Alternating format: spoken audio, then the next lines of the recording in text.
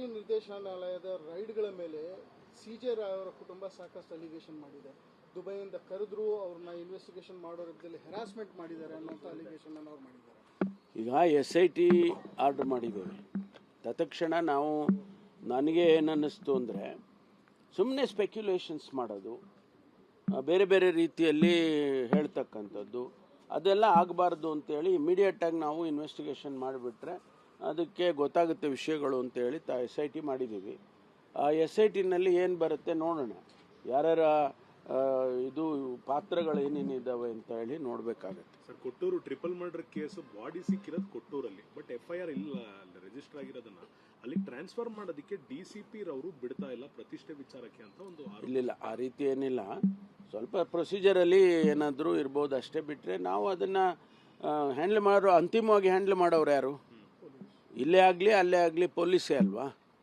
ಅದನ್ನು ಪ್ರೊಸೀಜರಲ್ಲಿ ಅಡೆತಡೆಗಳು ಇರ್ಬೋದು, ಅದನ್ನು ಸರಿ ಮಾಡ್ಕೊಂಡು ಮಾಡ್ತಾರೆ. Ultimately they have to do it.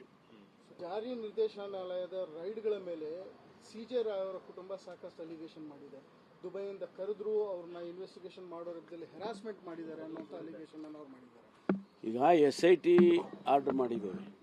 ತತ್ಕ್ಷಣ ನಾವು ನನಗೆ ಏನನ್ನಿಸ್ತು ಅಂದರೆ ಸುಮ್ಮನೆ ಸ್ಪೆಕ್ಯುಲೇಷನ್ಸ್ ಮಾಡೋದು, ಬೇರೆ ಬೇರೆ ರೀತಿಯಲ್ಲಿ ಹೇಳ್ತಕ್ಕಂಥದ್ದು ಅದೆಲ್ಲ ಆಗಬಾರ್ದು ಅಂತೇಳಿ ಇಮಿಡಿಯೇಟಾಗಿ ನಾವು ಇನ್ವೆಸ್ಟಿಗೇಷನ್ ಮಾಡಿಬಿಟ್ರೆ ಅದಕ್ಕೆ ಗೊತ್ತಾಗುತ್ತೆ ವಿಷಯಗಳು ಅಂತೇಳಿ SIT ಮಾಡಿದ್ದೀವಿ. ಆ SITನಲ್ಲಿ ಏನು ಬರುತ್ತೆ ನೋಡೋಣ, ಯಾರ್ಯಾರ ಇದು ಪಾತ್ರಗಳು ಏನೇನಿದ್ದಾವೆ ಅಂತ ಹೇಳಿ ನೋಡಬೇಕಾಗತ್ತೆ. Sir, Kottur triple murder case body ಸಿಕ್ಕಿರೋದು ಕೊಟ್ಟೂರಲ್ಲಿ, ಬಟ್ FIR ಇಲ್ಲ ರಿಜಿಸ್ಟರ್ ಆಗಿರೋದನ್ನ ಅಲ್ಲಿ ಟ್ರಾನ್ಸ್ಫರ್ ಮಾಡೋದಕ್ಕೆ DCP ರವರು ಬಿಡ್ತಾ ಇಲ್ಲ ಪ್ರತಿಷ್ಠೆ ವಿಚಾರಕ್ಕೆ ಅಂತ ಒಂದು ಇಲ್ಲ, ಆ ರೀತಿ ಏನಿಲ್ಲ. ಸ್ವಲ್ಪ ಪ್ರೊಸೀಜರಲ್ಲಿ ಏನಾದರೂ ಇರ್ಬೋದು ಅಷ್ಟೇ, ಬಿಟ್ಟರೆ ನಾವು ಅದನ್ನು ಹ್ಯಾಂಡಲ್ ಮಾಡೋ ಅಂತಿಮವಾಗಿ ಹ್ಯಾಂಡಲ್ ಮಾಡೋರು ಯಾರು? ಇಲ್ಲೇ ಆಗಲಿ ಅಲ್ಲೇ ಆಗಲಿ ಪೊಲೀಸೇ ಅಲ್ವಾ.